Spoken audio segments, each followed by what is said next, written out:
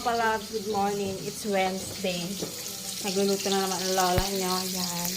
Okay, ulam. Nagigisa ako ng sibuyas bawang. Nasa dito ako ng daing na bahay. At syempre, pag may prito, dapat may gulay. So, dahil ayaw natin ng karne ngayon, nagigisa tayo ng pechay. Dahil pechay lang ang mura. Suyo ang mahal ang mga bilihin. Yan. So, natin yan. Lagyan natin ng paminta. At syempre kapartner niyan ay asin. Lalagyan na natin yung ating pechay dyan.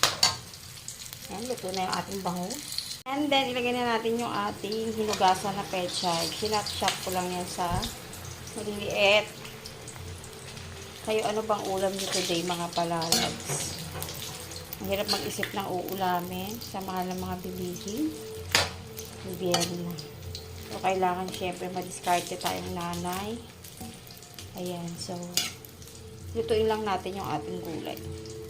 At hindi ko na nga naipakita mga palalabs. Nilagyan ko yan ng udong. Ayan, para lalong masarap. At saka syempre, gusto ko yung masabaw. Alam mo yon dahil nagpapagatas tayo. At ayan na nga mga palalabs. Sinimplahan lang yan ng naayon sa ating panlasa. At kainan na. Ayos na. Kain tayo mga palalas. Yan. Kayo anong ulam for today? Itong bangus, ayan. Inisang pechay. Recipe ko, di ko lang alam. Basta pinagsalo-salo ko lang lahat yan. Ganon.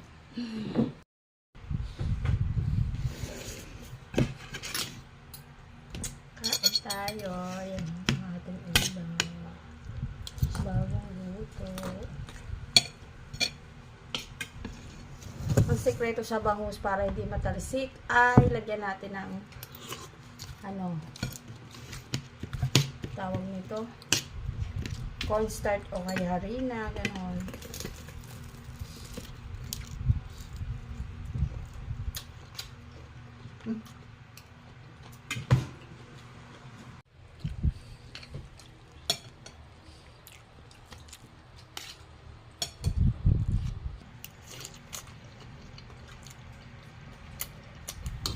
Lasa.